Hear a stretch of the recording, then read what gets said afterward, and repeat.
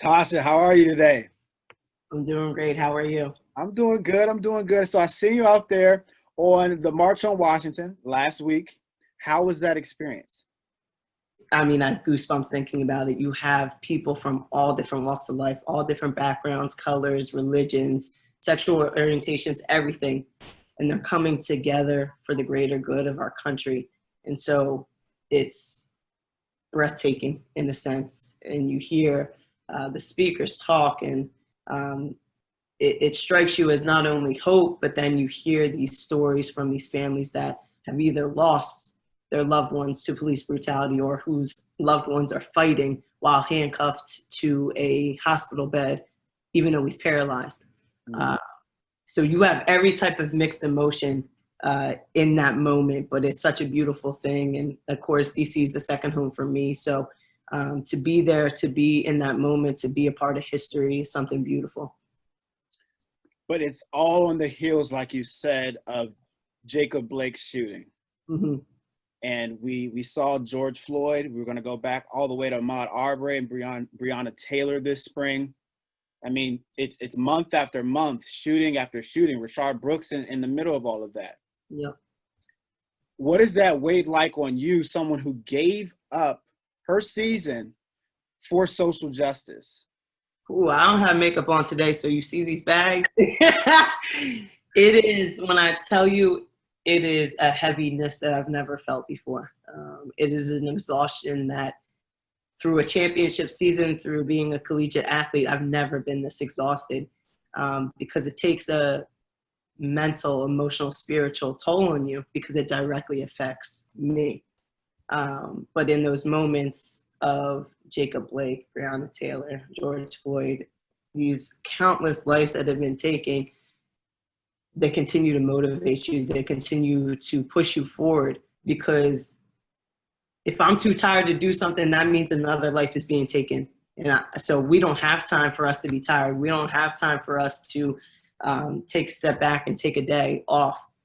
We need to continuously be on the front lines fighting for our community. And so what I'm just trying to do. I'm just trying to push through.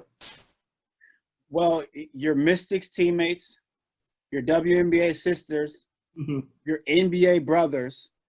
Heck, we got even Doc Rivers out there shedding a tear, right? Right? What does it mean to see all these players and prominent athletes and coaches pushing forward within their sports, but also making these statements? So I'm going to give you the two feelings I have on it again. It's such a beautiful thing to see all of us coming together, whether it is, our brothers in the NBA or even our just all professional athletes. I mean, it's the first time you've seen the NHL sit out, which is a predominantly white sport. It's the first time you've seen the MLB sit out, which is a predominantly white sport. You have the MLS sitting out. All these professional teams, professional athletes came together understanding that our platforms together are so much stronger than just individually. And it's a beautiful thing to see, okay, so we did this once, but how do we work together collectively now, presenting a unified front, not just the NBA and the WNBA together, but all professional sports. And then you have the other side of it as athletes are having to step up and put their lives, their careers on the line in our country right now because our elected officials aren't. In times of despair, you see people looking at celebrities and athletes for examples and for direction. And it's because we're relatable. You go on to Capitol Hill, there's only going to be a few people that understand what it means to grow up in middle and lower class. You're only going to see A very small scale. very small margin. Yeah. You have a lot of people that don't understand what it means to be failed by a system over and over again. So you find that relatability within us as athletes. And so I think that's what's happening right now. Well, yourself, countless other WNBA players, we got Kyrie Irving. This movement really starts with the faces of it. And I feel as though that you and many others are the face of this movement, specifically within the WNBA. Sue Bird, who's playing right now, one of the best WNBA players, ever, one of the legends. She said recently on an interview something that struck home to me. She was like, well, 20 years ago, you all told us not to play sports, right? Because we're women, mostly Black, many are gay or a part of the LGBTQ community. Absolutely. Today, they're saying stick to sports. So which one is it? Which one is it? How has the WNBA kind of put themselves on the forefront of this? Because it's not the NFL. It's not Patrick Mahomes. And LeBron James does all he can, and Chris Paul, but it's really the WNBA, I would say. Yeah. We've always been at the forefront of issues within our country, regardless of the repercussions of it. And what I continuously tell people is that we have more to lose than any of our male counterparts, simply because we don't make what they make. So when we sit games out and they take money out of our contracts, that's food out of our families' mouths. And that's okay. We're willing to put that on the line, and we always will. But it's a beautiful thing. It's our identity in the W. We stand up when things are wrong. And it's something that I found my voice when I got to the WNBA. I'm surrounded every single day by strong, independent, and intelligent, strong-willed women who are unapologetic about their passions and their morals, their values. And so it's really hard not to carry that torch after they pass it on. So I'm extremely proud to be of 144. And again, our league is always at the front.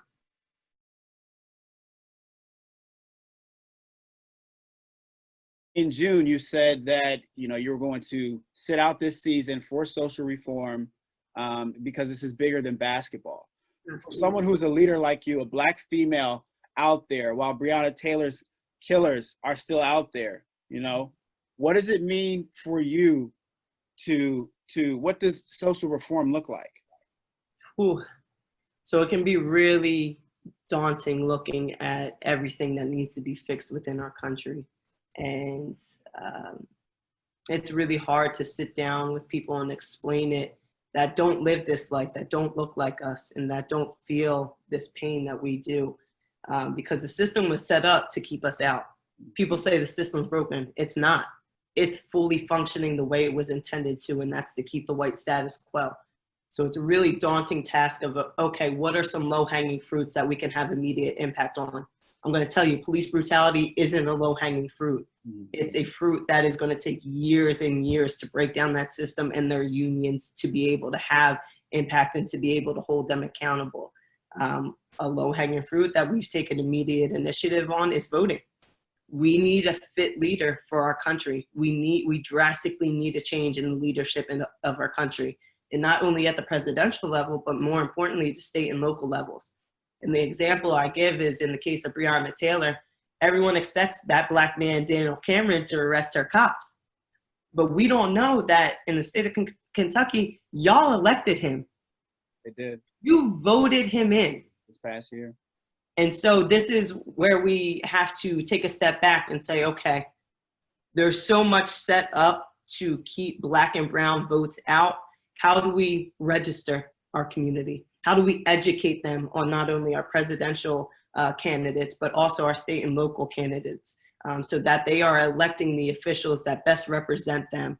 How do we keep voter suppression down?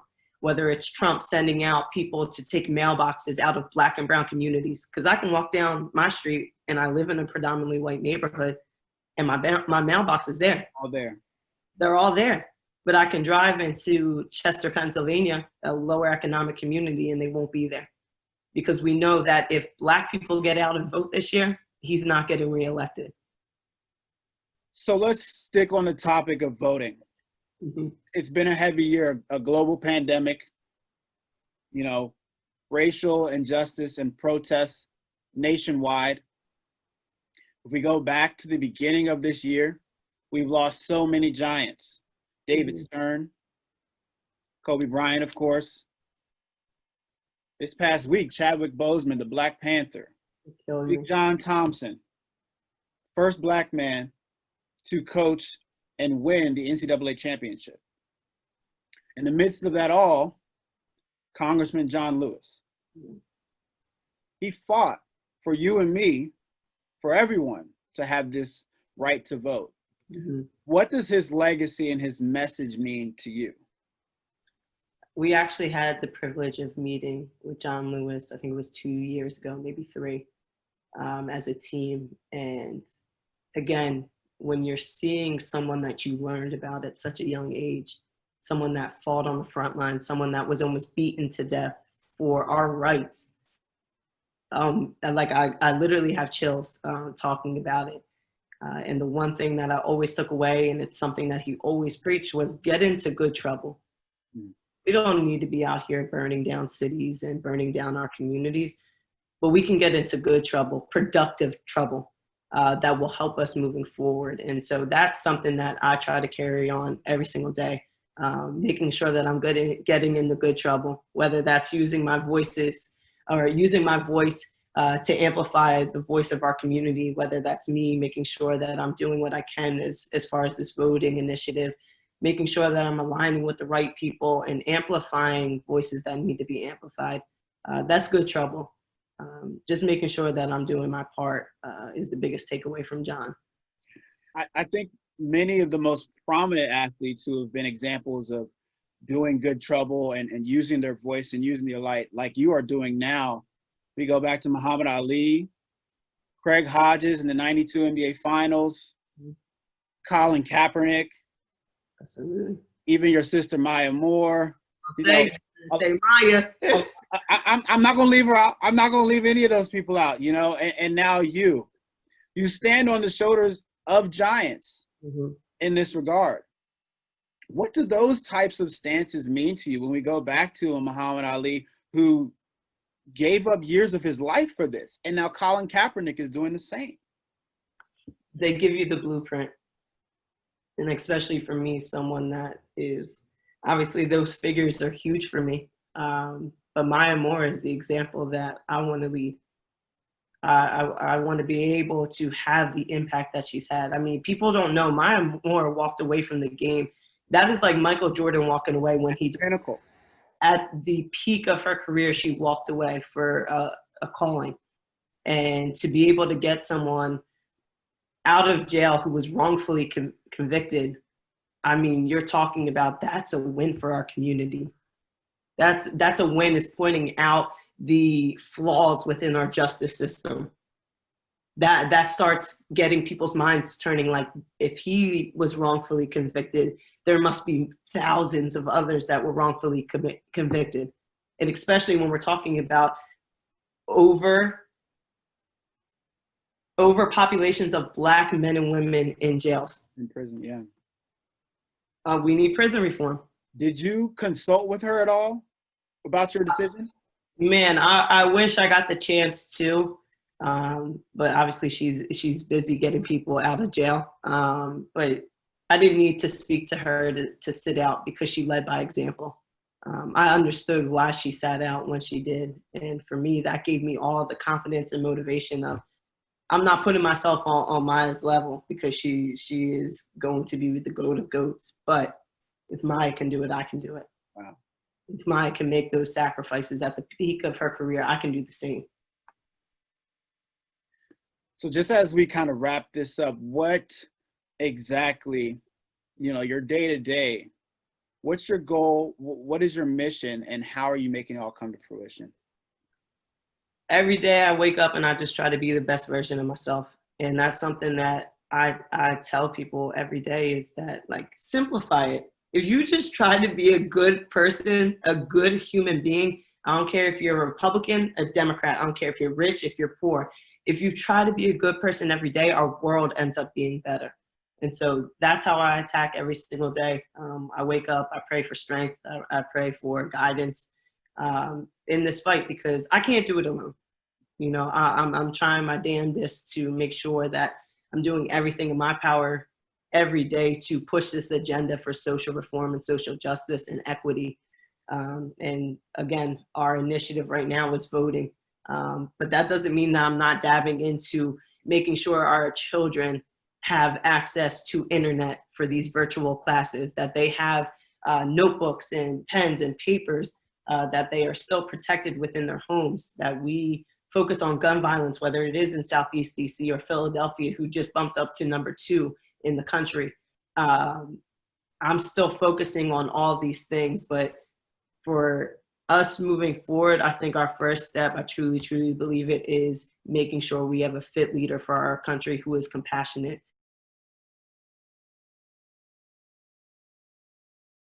Your message is spot on, especially when you talk about the kids and who we do it for in this future. And I really appreciate you, using this platform for the best thing that you can do, and that's for the world. I appreciate that. This year, the bubble, the pandemic, everything is off. Everything looks different. You're not even playing basketball. We don't really know what's going on. It's a very uncertain time. Yeah. But as far as this fight, how long are you willing to fight this fight? For the rest of my life. This is a fight that we are going to have to fight as Black and brown men and women of all ages. We're going to have to continuously fight. And something that gets me emotional when I talk about it, but I fear bringing children into this world. I fear bringing a Black boy or girl into this world simply because this country wasn't made for them. It's something I've talked about to the moms in our league. How do you prepare your children for how this country views them? When do they go from being cute to thugs? When do you strip them of their innocence? And it kills me because other races don't have to do this with their children. But when do you strip them of their innocence to prepare them for a life that they have to live? How do you let them just go out and drive a car when they get their permit or their license, understanding that the minute you hand them their keys, that could be the end of their life? And it makes me sick, it makes me upset, it makes me sad to think about my children, my future children, of having to prepare them for a world that views them as less than and inferior and as a threat simply because of the pigment of their skin. And when you sit back and you think, it's disgusting that we're at this point, that we've been here for years and we haven't gotten better. Because yes, have we come a long way as far as our rights and our human rights from when MLK was giving his I Have a Dream speech? Absolutely. But we're talking about baby steps when we should have been taking huge and massive steps forward. So it's really hard for me.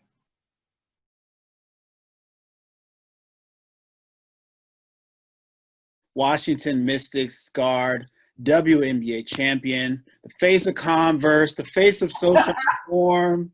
I really appreciate you coming on to this show. This has been amazing. Thank you so much. And thank everyone for allowing this interview to happen. I really do appreciate you all and your fight. I mean, this is why she's fighting the fight, for the children, for a future, for Black and brown people everywhere, for athletes, not just to stick to sports. It's so much bigger for the whole entire country. It's so much bigger than just sitting out a basketball season, right? And I really do appreciate you again. T Cloud, Mystics all-time assist leader. Can we talk about this, right?